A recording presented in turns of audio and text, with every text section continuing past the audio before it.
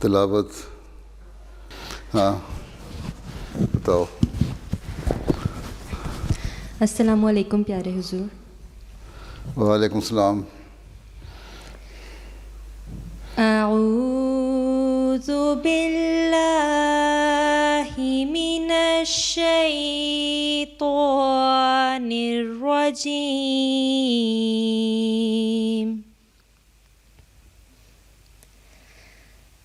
بسم اللہ الرحمن الرحیم.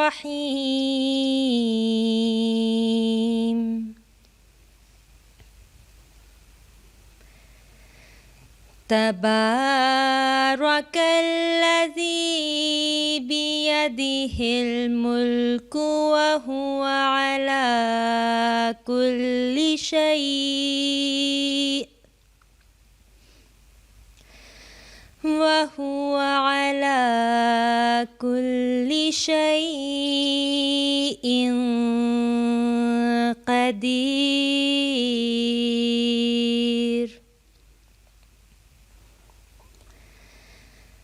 الَّذِي خَلَقَ الْمَوْتَ وَالْحَيَاةَ لِيَبْلُوَكُمْ أَيُّكُمْ أَحْسَنُ عَمَلًا وَهُوَ الْعَزِيزُ الْغَفُورُ.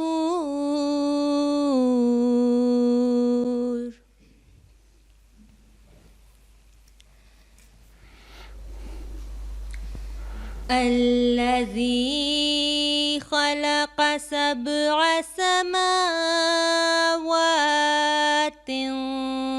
طباقا ما ترى في خلق الرحمن من تفاوت فارجع البصر هل ترى من فتور ثم ارجع البصر كرتين ينقلب إليك البصر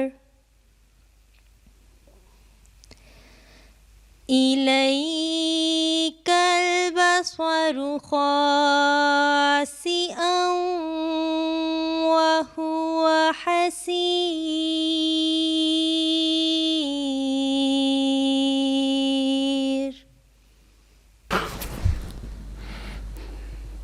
اردو ترجمہ صالحہ یوسف. السلام علیکم پیارے حضور. السلام. ابھی آپ کے سامنے سورہ ملک کی آیات 1 تا 5 کی تلاوت پیش کی گئی ہے. اب ان کا اردو ترجمہ بیان فرمودہ حضرت خلیفۃ المسیح الرابع رحمہ اللہ تعالیٰ پیش خدمت ہے. میں پناہ مانگتی ہوں اللہ کی دھتکارے ہوئے شیطان سے، اللہ کے نام کے ساتھ جو بے انتہا رحم کرنے والا، بن مانگے دینے والا اور بار بار رحم کرنے والا ہے. بس ایک وہی برکت والا ثابت ہوا جس کے قبضہ قدرت میں تمام بادشاہت ہے، اور وہ ہر چیز پر جسے وہ چاہے دائمی قدرت رکھتا ہے. وہی جس نے موت اور زندگی کو پیدا کیا تاکہ وہ تمہیں آزمائے کہ تم میں سے کون عمل کے اعتبار سے بہترین ہے، اور وہ کامل غلبے والا اور بہت بخشنے والا ہے. وہی جس نے 7 آسمانوں کو طبقہ در طبقہ پیدا کیا. تو رحمان کی تخلیق میں کوئی تضاد نہیں دیکھتا. پس نظر دوڑا، کیا تو کوئی رخنہ دیکھ سکتا ہے؟ نظر پھر دوسری مرتبہ دوڑا، تیری طرف نظر ناکام لوٹائے گی اور وہ تھکی ہاری ہوگی. Iman Badawi French translation. Traduction. Au nom d'Allah, le gracieux, le miséricordieux. Béni est celui entre les mains de qui est le royaume, et il a le pouvoir de faire tout ce qu'il veut. Qui a créé la mort et la vie pour qu'il vous éprouve, lequel d'entre vous est le meilleur en conduite. Et il est le puissant, le très pardonnant, qui a créé 7 cieux superposés. Dans la création du Dieu gracieux, tu ne peux voir aucune discordance. Puis, regarde de nouveau. Vois-tu quelque imperfection? Puis regarde de nouveau, et encore de nouveau. Ton regard ne fera que retourner à toi, frustré et fatigué. حدیث ہے صوبیہ نام ہے حفاظت چلو پڑھ لو حفاظت السلام علیکم ورحمۃ اللہ پیارے حضور اللہم صلی علی محمد وعلی آل محمد کما صلیت علی ابراہیم وعلی آل ابراہیم انک حمید مجید اللہم بارک علی محمد وعلی آل محمد کما بارکت علی ابراہیم وعلی آل ابراہیم انک حمید مجید عن عبد الله بن عمر رضي الله تعالى عنهما قال قرأ رسول الله صلى الله عليه وسلم هذه الآية وهو على منبري والسماوات مطويات بيمينه سبحانه وتعالى عما يشركون قال يقول الله أنا الجبار أنا المتكبر أنا المالك أنا المتعال يمجد نفسه قال فجعل رسول الله صلى الله عليه وسلم يرددها حتى رجف بها المنبر حتى ظننا أنه سيخر به. اچھا ترجمہ کون ہے نیلا ہے انس اللہم صلی علی محمد وعلی آل محمد کما صلیت علی ابراہیم وعلی آل ابراہیم انک حمید مجید اللہم بارک علی محمد وعلی آل محمد کما بارکت علی ابراہیم وعلی آل ابراہیم انک حمید مجید. حضرت عبداللہ بن عمر رضی اللہ تعالیٰ عنہ بیان کرتے ہیں کہ حضرت صلی اللہ علیہ وآلہ وسلم نے منبر پر خطبہ دیتے ہوئے یہ آیت پڑھی آسمان لپٹے ہوئے ہیں اس کے دائنے ہاتھ میں، وہ پاک ہے اور بہت بلند ان شریکوں سے جو لوگ اس کے مقابل میں ٹھہراتے ہیں.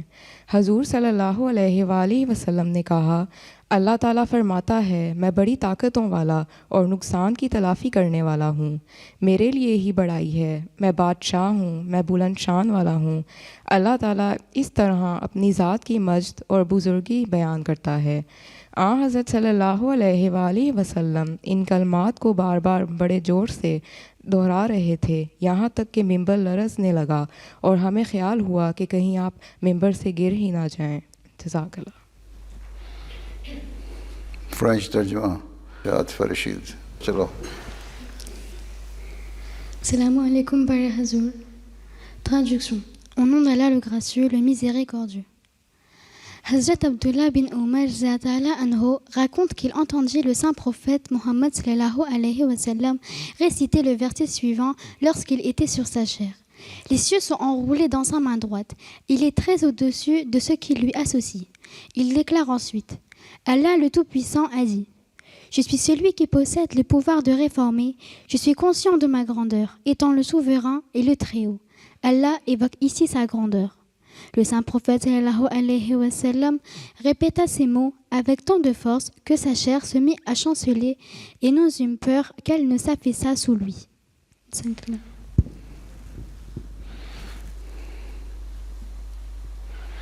اب کا نظم سلمہ محمد حسین چلو پھر نظم پڑھ دو. السلام علیکم ورحمۃ اللہ وبرکاتہ. کلام حضرت مسیح موعود علیہ السلام. بسم اللہ الرحمن الرحیم. کس قدر ظاہر ہے نور اس مبدأ الانوار کا، بن رہا ہے سارا عالم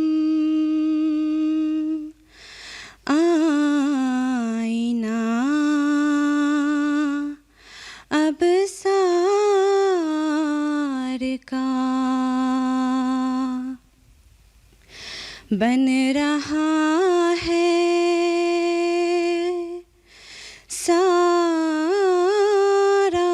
عالم، آئینہ ابصار کا، چاند کو کل دیکھ کر میں سخت بے کل ہو گیا، چاند کو کل دیکھ کر میں سخت بے کل ہو گیا،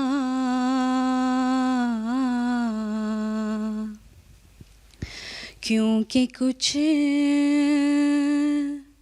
کچھ تھا نشان اس میں جمال یار کا، کیونکہ کچھ تھا نشان اس میں جمال یار کا، اس بہار حسن کا ٹوٹ گیا ٹی وی سے، دل میں ہمارے جوش ہے، اس بہار حسن کا دل میں ہمارے جوش ہے،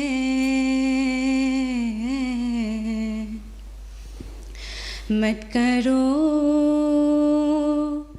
کچھ ذکر ہم سے ترک یا تاتار کا، مت کرو کچھ ذکر ہم سے ترک یا تاتار کا، ہے عجب جلوہ تیری قدرت کا پیارے ہر طرف، ہے عجب جلوہ تیری قدرت کا پیارے ہر طرف،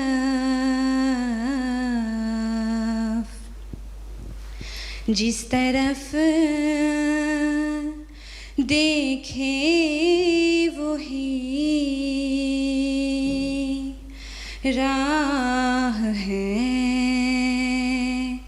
تیرے دیدار کا، جس طرف دیکھے وہی راہ ہے تیرے دیدار کا، چشمہ خورشید میں موجیں تیری مشہود ہے، چشمائے خورشید میں موجیں تیری مشہود ہیں،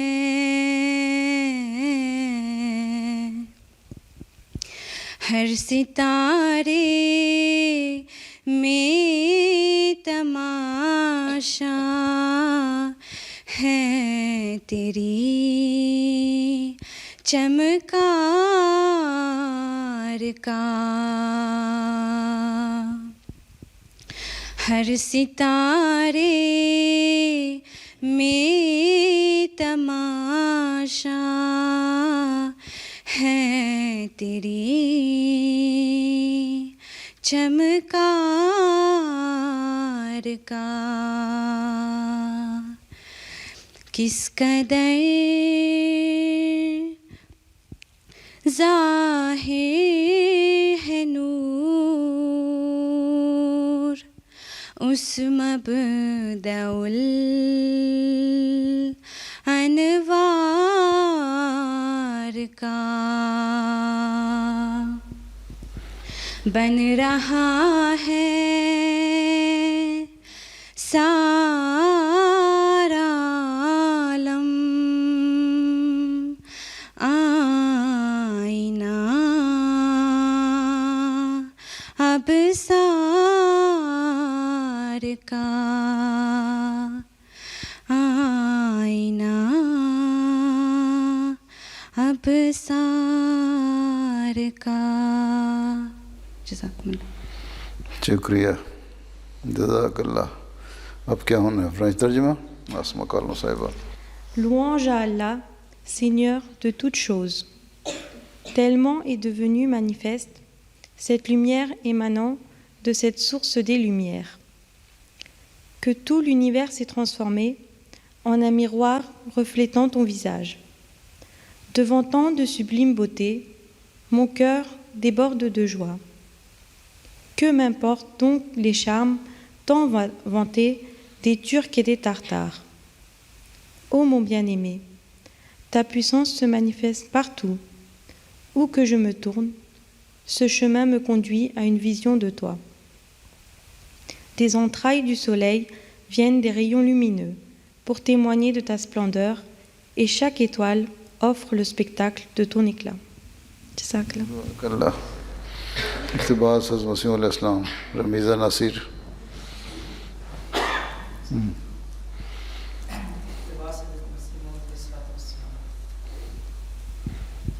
یہ بات بغیر کسی بحث کے قبول کرنے کے لائق ہے کہ وہ سچا اور کامل خدا جس پر ایمان لانا ہر ایک بندہ کا فرض ہے، وہ رب العالمین ہے، اور اس کی ربوبیت کسی خاص قوم تک محدود نہیں، اور نہ کسی خاص زمانہ تک، اور نہ کسی خاص ملک تک، بلکہ وہ سب قوموں کا رب ہے، اور تمام زمانوں کا رب ہے، اور تمام مکانوں کا رب ہے، اور تمام ملکوں کا وہی رب ہے، اور تمام فیضوں کا وہی سرچشمہ ہے، اور ہر ایک جسمانی اور روحانی طاقت اسی سے ہے، اور اسی سے تمام موجودات پرورش پاتی ہیں، اور ہر ایک وجود کا وہی سہارا ہے۔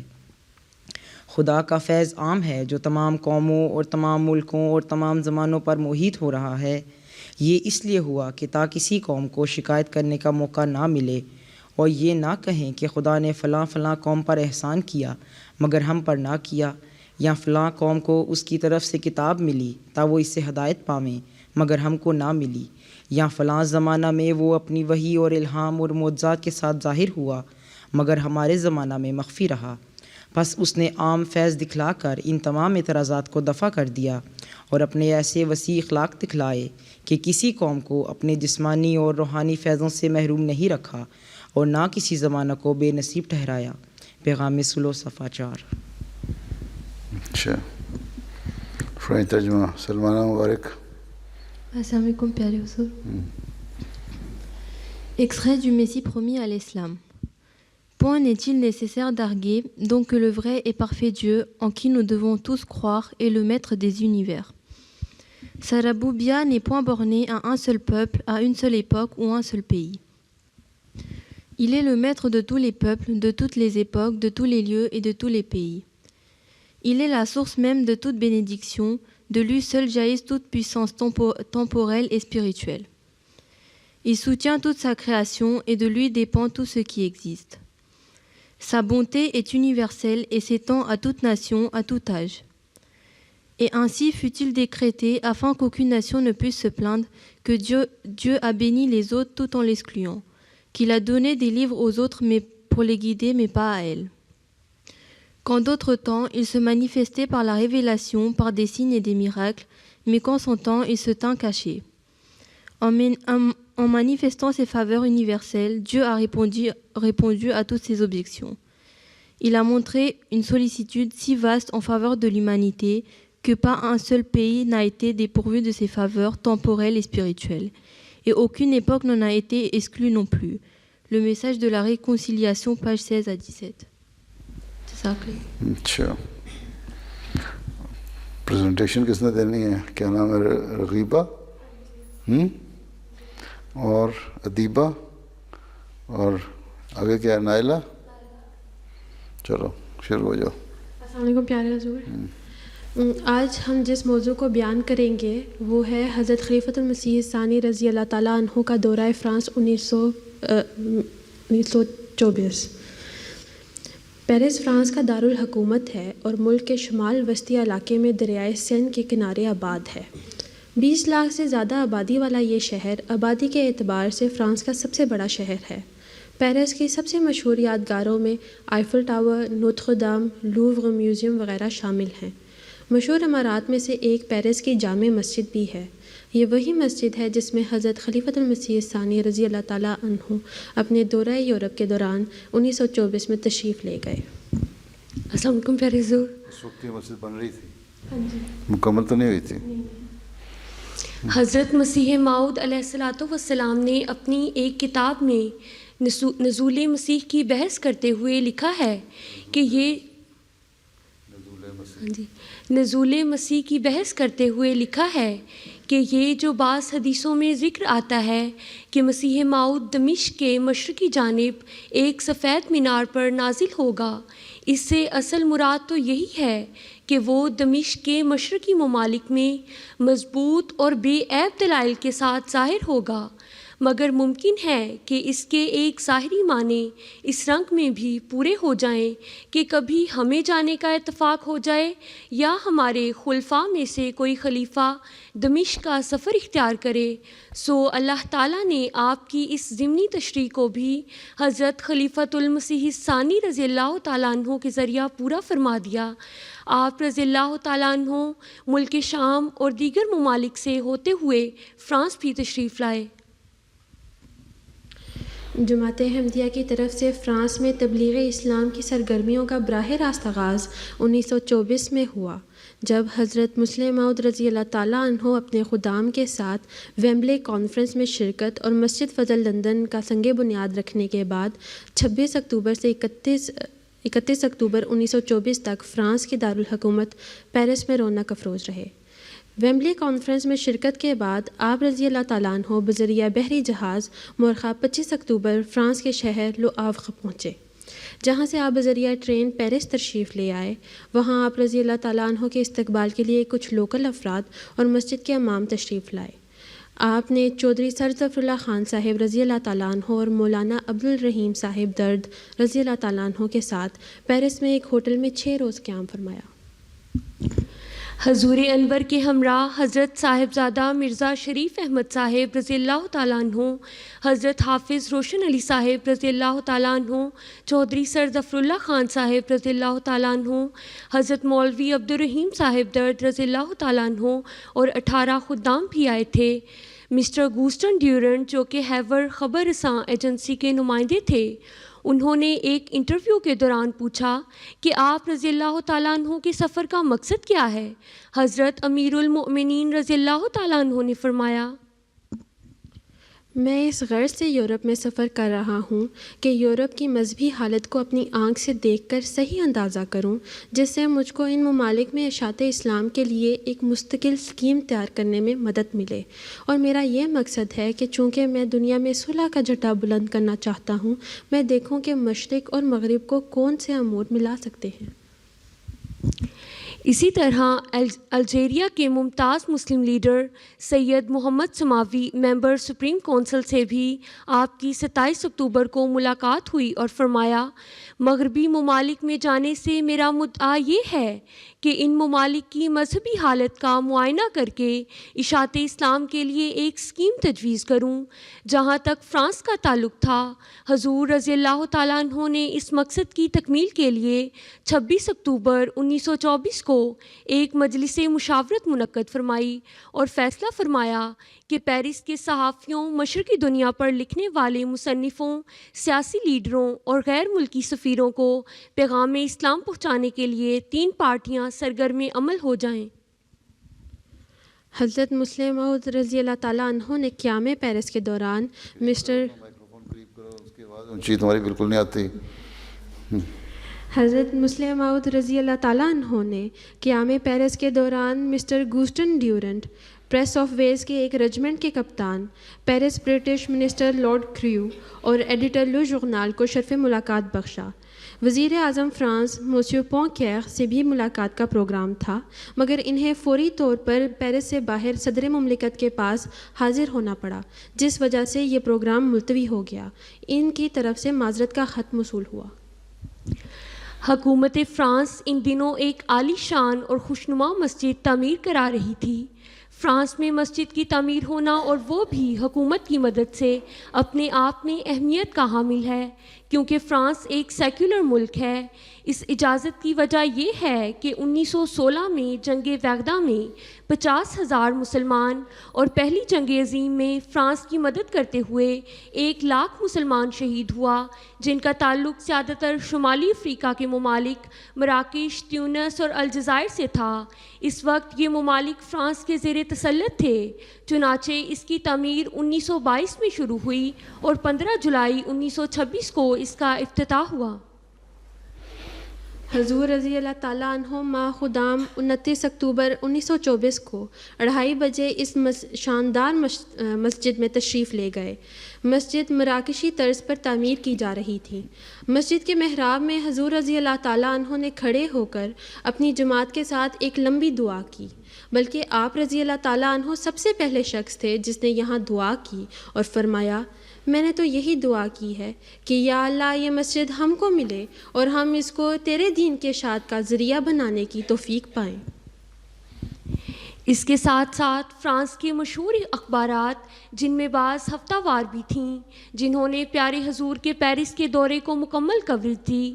30 اکتوبر 1924 کو آپ رضی اللہ تعالیٰ عنہ نے قدیم عمارات کا دورہ کیا۔ پھر آپ رضی اللہ تعالیٰ عنہ نے پیرس کی مسجد میں 3 بجے نماز ظہر و عصر پڑھائی۔ یہ وہ مسجد ہے جو اپنے تعمیری مراحل میں تھی۔ آپ رضی اللہ تعالیٰ عنہ نے اس جگہ پہ پہلی نماز پڑھائی اور اذان بھی پہلی دفعہ دی گئی، جس کا اثر مسلمانوں پہ تو ہوا ہی تھا لیکن غیر مسلموں پہ بھی ہوا تھا۔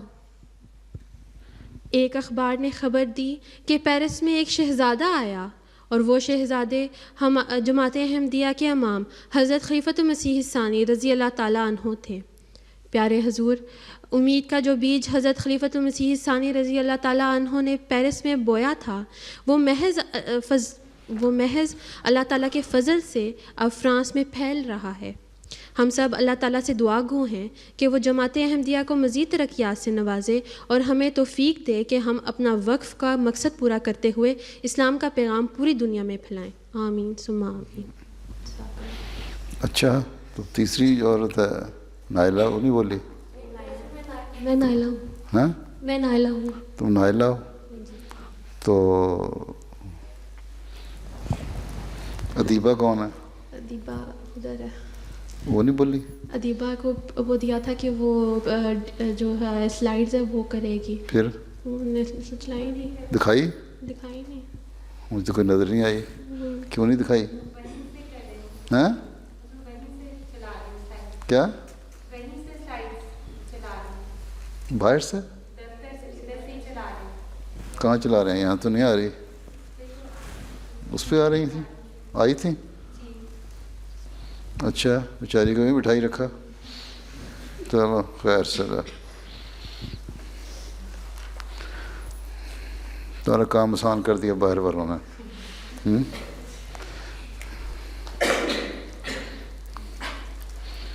اچھا، ایک اگلی پریزنٹیشن بھی ہے، خولا اور بشرا ہیں. چلو کون ہے وہ؟ وعلیکم السلام. جیسا کہ ہم سب کو معلوم ہے، پیرس کی تاریخ دلچسپی سے خالی نہیں. آج ہمیں جس موضوع پر روشنی ڈالنے کا موقع ملا ہے وہ ہے کیٹاکومز آف پیرس، یعنی پیرس میں ڈھانچوں کا تہہ خانہ. کیٹاکوم یونانی لفظ کیٹا سے آیا ہے جس کا مطلب ہے نیچے، اور لاطینی کومبائے سے آیا ہے جس کا مطلب ہے کھوکھلی جگہ. کیٹاکوم زیر زمین ایسی کھوکھلی جگہ کو کہتے ہیں جو ہڈیوں کے ڈھانچوں کو رکھنے کے طور پر استعمال کی جاتی تھی. پہلے کیٹاکوم کا آغاز 2 صدی میں ہوا جو کہ روم میں واقع ہے، جس میں اذیت دیے گئے عیسائی چھپ کے عبادت کرتے تھے اور اپنے مرنے والوں کو یہاں ہی دفنایا کرتے تھے. ان عیسائیوں کا ذکر سورۃ الکہف کی آیت نمبر 10 میں غاروں والے کے نام سے ہوا ہے. بسم اللہ الرحمن الرحیم. ام حسبت ان اصحاب الکہف والرقیم کانوا من آیاتنا عجبا. کیا تو گمان کرتا ہے کہ غاروں والے اور تحریروں والے ہمارے نشانات میں سے ایک عجب نشان تھے؟ لیکن پیرس کے اس تہہ خانے کا مذاہب کی تاریخ سے کوئی واسطہ نہیں ہے. یہ نام روم کے کیٹاکوم کے حوالے سے 1786 میں منسوب کیا گیا تھا. 45 ملین سال پہلے پیرس اور اس کے ارد گرد پانی ہی پانی تھا، جس کی وجہ سے لائم سٹون کے ذخیرے بن گئے، اور جب سمندر کا پانی ہٹ گیا تو ان غاروں میں لوگوں نے رہنا شروع کر دیا. عمارت سازی کے دور میں پیرس کے لوگوں نے ان غاروں سے لائم سٹون نکالا اور یہ پتھر عمارت سازی اور قلعہ سازی میں کام آنے لگا، جیسا کہ گرجا گھر اور پیرس کا مشہور میوزیم لوور. آہستہ آہستہ پیرس ایک شہر بن گیا اور لوگ اس میں رہنے لگے. السلام علیکم پیارے حضور. وقت کے ساتھ ساتھ مرنے والوں کی تعداد بڑھتی گئی اور قبرستانوں میں جگہ کم پڑنے لگی. 18ویں صدی کے آخر میں فرانس میں لمبی بارشوں کا سلسلہ شروع ہوا، جس سے پیرس میں موجود یہ قبرستان پانی سے بھرنے لگے اور مردوں کی ہڈیاں شہر میں تیرنے لگیں، جس سے وبائیں پھوٹنے لگیں. حکومت نے خصوصی اختیارات استعمال کیے اور یہ تمام ہڈیاں جمع کر کے ان کو تہہ خانوں میں دفن کرنے کا حکم دے دیا.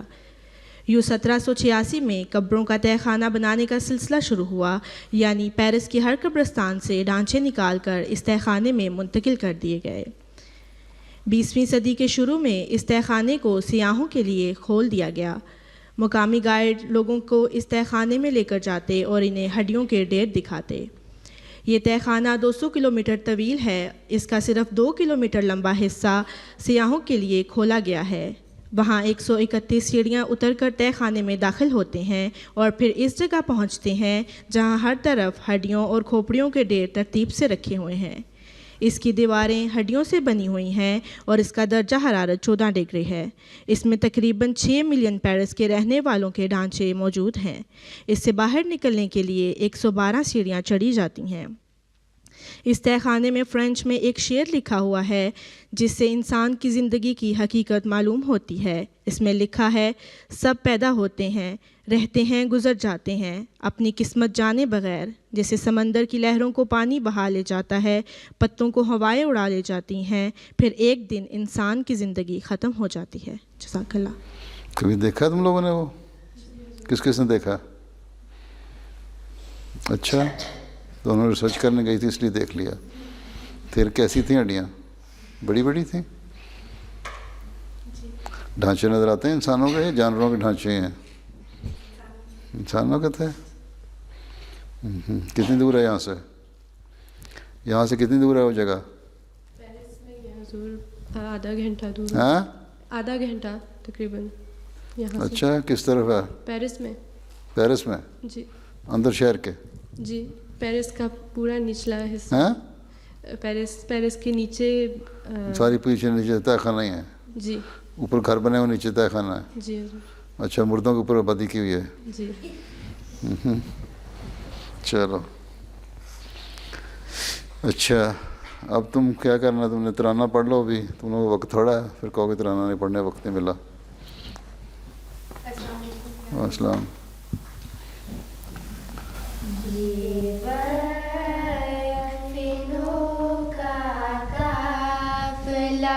ہے نیکیوں کا سلسلہ, یہ وقف نو کا قافلہ ہے نیکیوں کا سلسلہ.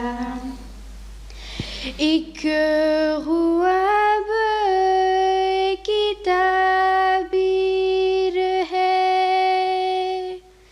ایک عزم کی تصویر ہے,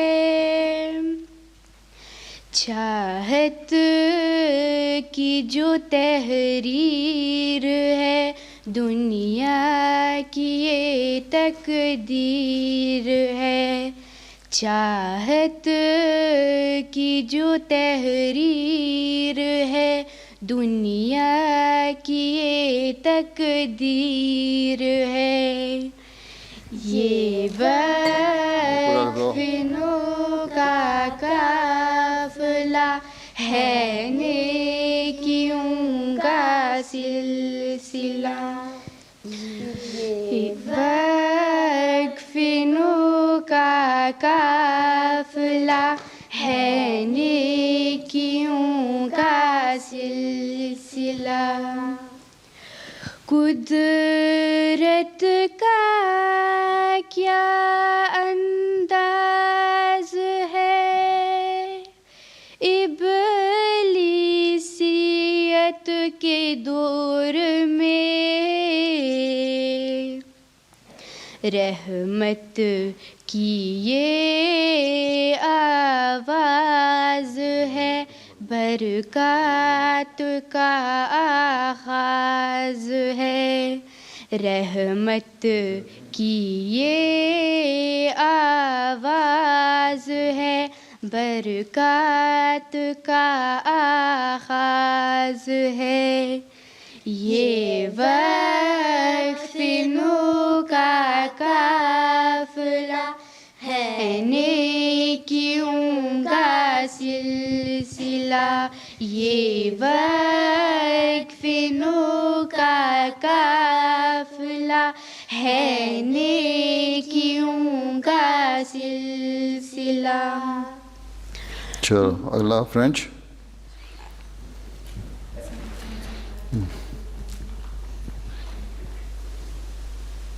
Dans le ciel de l'Ahmadiyyat brille le soleil du khilafat. Son doux rayon illumine le foyer de chaque Ahmadi. Ô l'univers, entends les cris de ma foi, la ilaha illallah. Longue vie au khalifa, longue vie au khilafat, longue vie à l'Ahmadiyyat. Aujourd'hui, par la grâce divine, le monde entier peut voir le calife.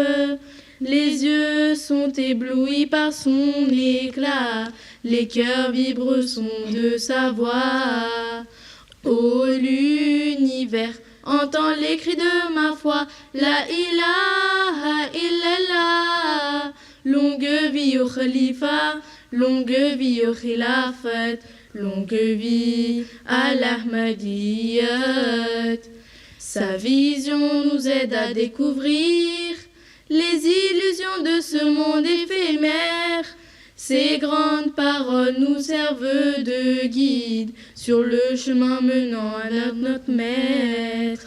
Ô l'univers, entends les cris de ma foi, la ilaha illallah. Longue vie au khalifa, longue vie au khilafat, longue vie à l'Ahmadiyyat. Qu'Allah bénisse le calife digne successeur du Messie. Que son ombre à jamais m'abrite, que ma foi demeure sous son aile pour la vie. Ô l'univers, entends les cris de ma foi, la ilaha illallah. Longue vie au khalifa, longue vie au khilafat, longue vie à l'Ahmadiyyat, longue vie à l'Ahmadiyyat. जैसे अब क्या कहना है? 2 minute में कुछ कहता जो कहना है?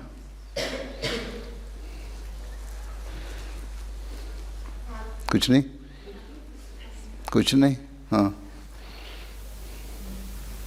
जल्दी जल्दी करो, 2 मिनट तुम्हारे माइक्रोफोन तलाश करते घूम जाने हैं। अस्सलाम वालेकुम हुजूर। मेरा एक सवाल था, मैंने पूछना था कि मिक्स कल्चर में शादी करने में आपकी क्या राय है? मिक्स कल्चर में शादी करना? अहमदी, लेकिन अहमदी दूसरे अहमदियों की तो शादियां अहमदियों में होनी चाहिए हैं। बाकी रह गया ये सवाल कि दूसरी कौमें हैं, मसलन अरब हैं, मोरक्कन है, अल्जेरियन है, अफ्रीकन है, अमेरिकन है, एशियन है, फार ईस्टर्न है, पाकिस्तानी है, ये आपस में कर सकते हैं कि नहीं? जहाँ जहाँ रहते हो अगर अच्छा रिश्ता मिलता है, अहमदी हो और अच्छा रिश्ता हो तो वो करनी चाहिए, बड़ी अच्छी बात है। मुस्लिम मौद ने तो एक जगह कहा, जिसने जब मुसलमान हिंदुस्तान में आए, अगर वो वहाँ मिक्स हो के शादियाँ उसूल करते हिंदुओं के साथ, उस ज़माने के लोकल लोगों के साथ, अरब जब आए थे, तो इस वक्त जितने मुसलमान हैं उससे ज़्यादा मुसलमान होते, बल्कि बहुत बड़ा इलाका हिंदुओं का भी मुसलमान हो चुका होता। तो एक तो वो है, लेकिन अब क्योंकि दुनियादारी में लोग पड़े हुए हैं, दीन का पता कोई नहीं, इसलिए कल्चर बेशक मुख्तलिफ हों, तो अगर दीन एक है, मुसलमान अहमदी हैं, तो लड़कियां अगर अच्छा रिश्ता कोई मिलता है दुआ करके वहाँ कर लेनी चाहिए, कोई हर्ज नहीं है। अच्छा, तुम यूनिवर्सिटी में पढ़ती हो? क्या पढ़ रही हो? हैं? माइक्रोफोन रखो ना, बताओ। मास्टर्स कर रही हूँ मैथ्स में। किस चीज़? मैथ्स में? जी। बड़ी सावधान हो। अच्छा रिश्ता होना चाहिए बस, जिसका मर्जी हो, अहमदी हो बस। हाँ, आगे यहाँ नाम हिब्बत नूर मरियम है। मेरा आपसे सवाल था कि आप अपनी वाइफ की किचन में, ऊंचा बोलो। मेरा आपसे सवाल था कि आप अपनी वाइफ की किचन में आपा जान की मदद करते हैं या आप? अगर उनको मदद की ज़रूरत हो जाए तो कर देता हूँ, मगर मेरे ख्याल है उनको ज़रूरत पड़ती नहीं कभी। सिवाय इसके बीमार हों, यही है ना, प्लेट उठा दी, चमचा उठा दिया, और क्या उठाना। जज़ाकल्लाह हुज़ूर। हाँ, जब मैं पहले था बाहर, हम घाना में रहते थे, तो मदद किया करते थे एक दूसरे की। हैं? उस वक्त तो वहाँ ना गैस होती थी, ना पानी होता था, पानी भी ला के देता था, केरोसिन भी लगभग चूल्हों में भरता था, लैंप भी जलाता था, तो सारा कुछ करता था। हाँ, तुम बताओ। Yes, Est-ce que Hazour pourrait nous raconter le rêve le plus marquant qu'il ait fait dans sa vie? क्या कहती है? हुजूर ये पूछ रही हैं कि आप क्या हमें बता सकते हैं अपना कोई ऐसा ख्वाब जो आपको याद रहा हो, बहुत कोई दिलचस्प ख्वाब जो आपको याद रहा हो, आपके जहन में रहा हो? ख्वाब याद रहा हो? ख्वाब, बहुत पुराना ख्वाब। एक तो मैंने देखा था जब मैं इम्तिहानों में दे रहा था, उस वक़्त अल्लाह ताला ने उसको मुझे एक ख्वाब में दिखाया कि मैं मुस्लिम का इल्हाम है ना, यंसुर का रिजाल मेरे सवा, वो मुझे भी अल्लाह ताला ने बताया, और उसके बाद सालों से लेके अब तक अल्लाह ताला मदद करता रहता है उसके हिसाब से।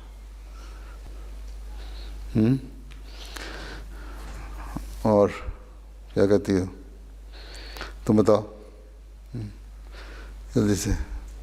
अस्सलाम वालेकुम प्यारे हजूर, मेरा सवाल ये था कि जब बचपन में आप स्कूल में पढ़ते थे तो क्या कोई ऐसा मौजू था, कोई मज़मून था जो आपको मुश्किल लगता था? مجھے تو ساری پڑھائی مشکل لگتی تھی. ٹھیک ہے, اس لیے میں کوئی ایسا اچھا اسٹوڈنٹ نہیں تھا, لیکن آخر میں آ کے پھر ایم ایس سی میں اللہ تعالیٰ نے کچھ اچھا کر دیا, اپنے فضل سے کر دیا, مجھے نہیں پتہ کس طرح ہو گیا. تو آج کل تم لوگوں کو بہرحال پڑھنا چاہیے. ہاں. السلام علیکم پیارے حضور, میرا سوال تھا کہ آپ اپنے بچپن میں اپنی امی کے زیادہ قریب تھے یا اپنے ابو کے؟ دونوں کے ہیں. ہمارے زمانے میں جو پرانے بزرگ تھے نا, وہ ایک بیریئر رکھا کرتے تھے, لیکن خیال دونوں ہی رکھتے تھے. کھانے کے ناشتے کا ذرا سا بیمار ہو جاتا تھا نا, تو میرے ابا کہتے تھے کہ بس چھٹی کرو, اسکول نہیں جانا. اس وقت ہمیں ابا اچھا لگا کرتے تھے. کھانا کھانے کی خیال رکھنا, یہ چیزیں وہ کرنا, تو دونوں ہی اچھا سلوک کیا میرے ساتھ. تو اور آپ کو ڈر کس سے لگتا تھا زیادہ؟ ڈر کس سے لگتا تھا زیادہ؟ ڈر تو کسی سے بھی نہیں لگتا تھا.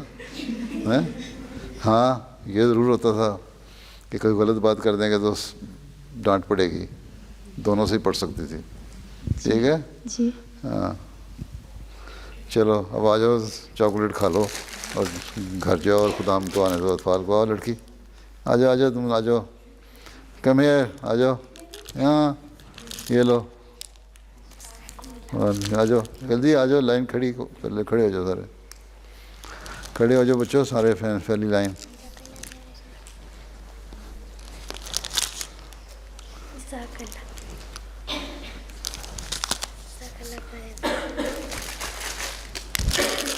تو پڑھنا آتا ہے؟